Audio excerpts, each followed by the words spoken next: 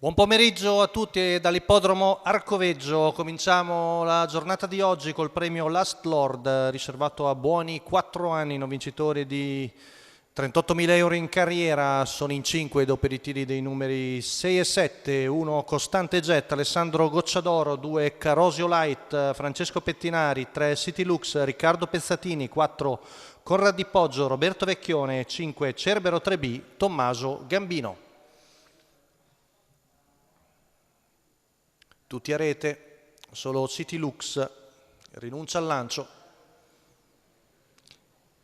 Stacco della macchina, veloce lungo la corda, Costante Jet, ma Cerbero 3B ci prova dal largo.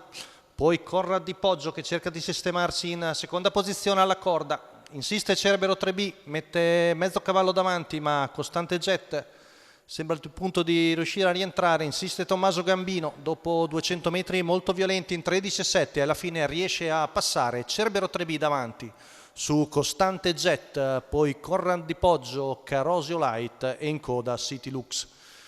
Cerca naturalmente ora di moderare un po' il ritmo.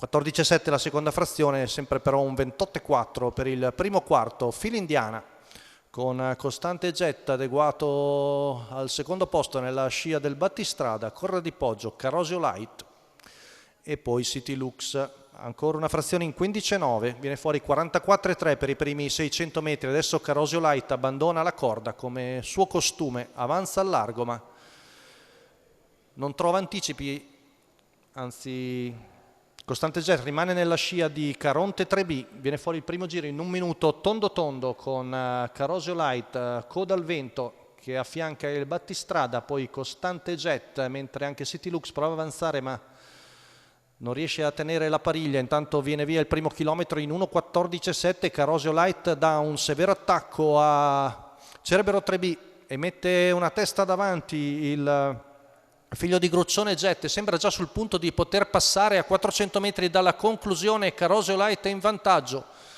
poi vediamo Costante Jet che è ancora terzo alla corda, poi City Lux al largo e Conrad Di Poggio che sposta in terza ruota, ma Carosio Light ha preso un paio di lunghezze di vantaggio. Ultima curva passata in 14,2, retta d'arrivo, Carosio Light padrone della situazione, aumenta ancora il vantaggio e viene a vincere nettamente, mentre per il secondo posto ottimo City Lux su Conrad Di Poggio e Costante Jet.